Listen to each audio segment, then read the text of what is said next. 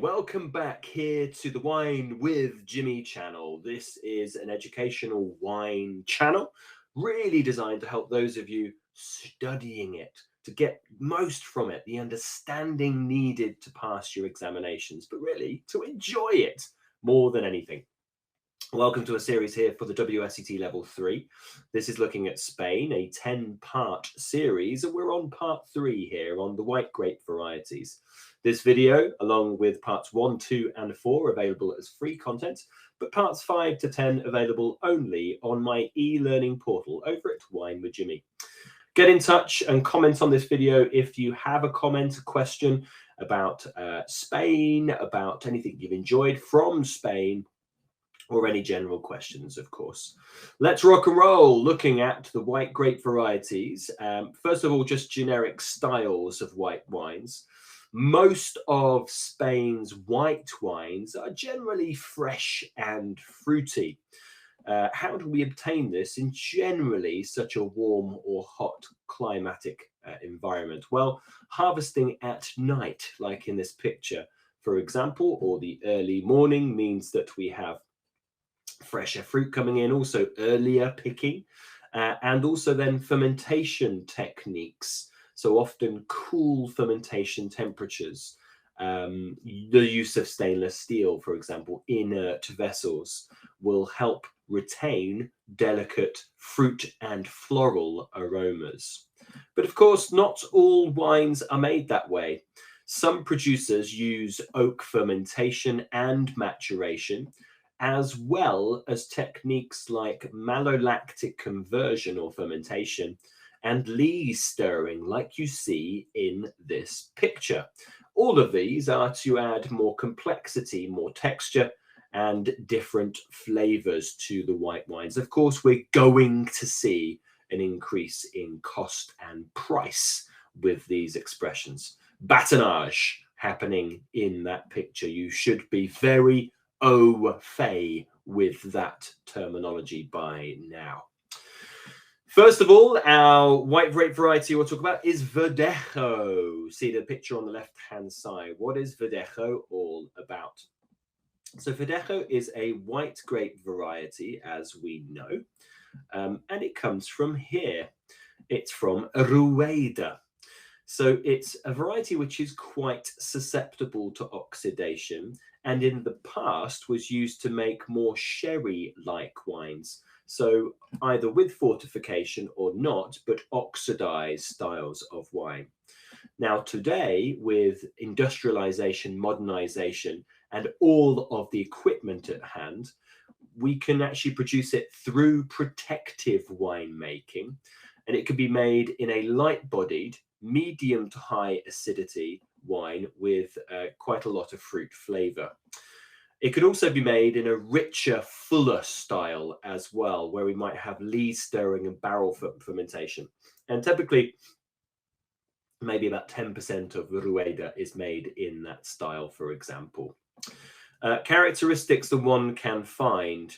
So as mentioned, lighter bodied towards high acidities. And in your text, they will discuss a lot of things like melon and peach with Verdejos.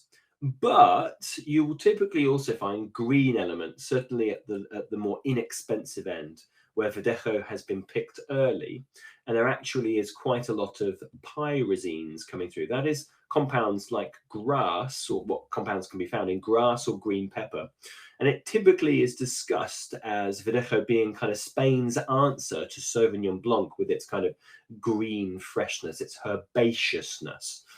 It's actually more like Sauvignon Blanc in Spain than Sauvignon Blanc is like Sauvignon Blanc, if you catch my drift. It's a bit of a mind-confusing statement to make there. The next one, which is probably the most sexiest and the most widely adored of all the white grape varieties, is Albariño. And that comes from up here in Galicia, Rías Baixas. Now, it's kind of Portuguese and Spanish. It's from this northwest of Iberia, and it's very useful. It's a variety that has nice thick-skinned grapes, which gives it very solid protection against things like fungal diseases, which are in fact the most common in green Spain.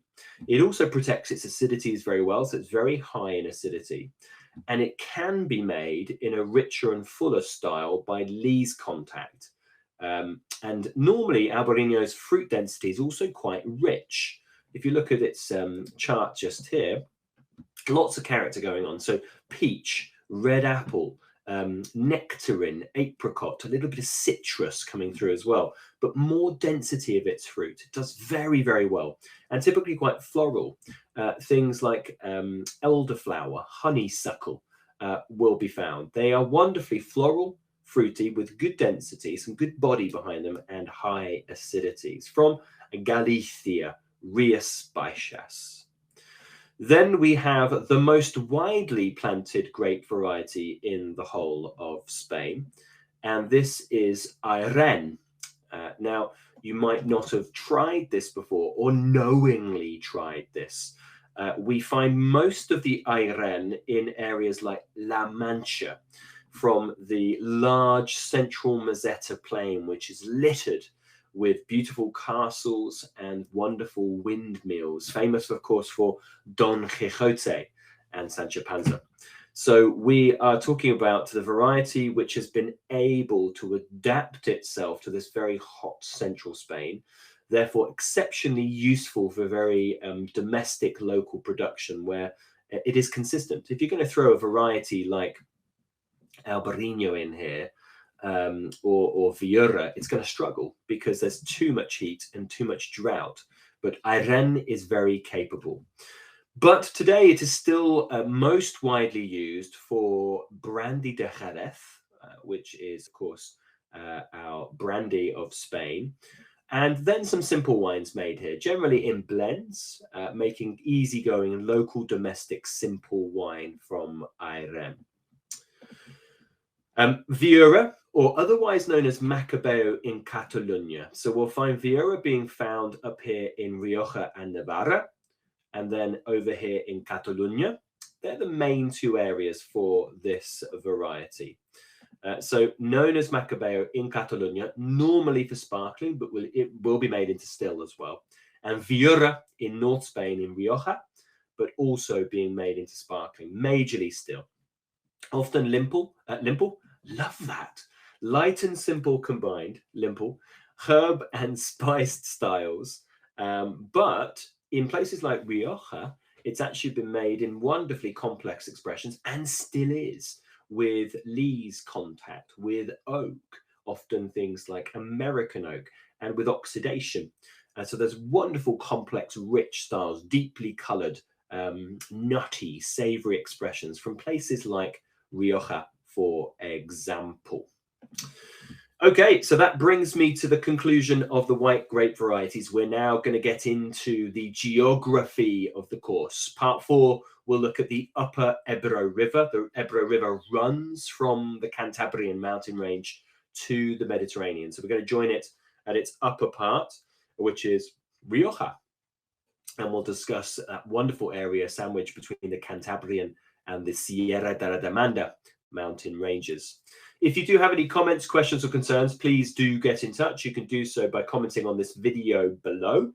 Make sure you click like and click subscribe. Every little helps. You can also get in touch by the social media you see at the bottom of every slide as well. And of course, if you find yourself in the United Kingdom, in the rolling green hills of Old Blighty, come and say hi for a class, a glass, or a bottle. I've been Jimmy Smith. Ciao for now. Goodbye.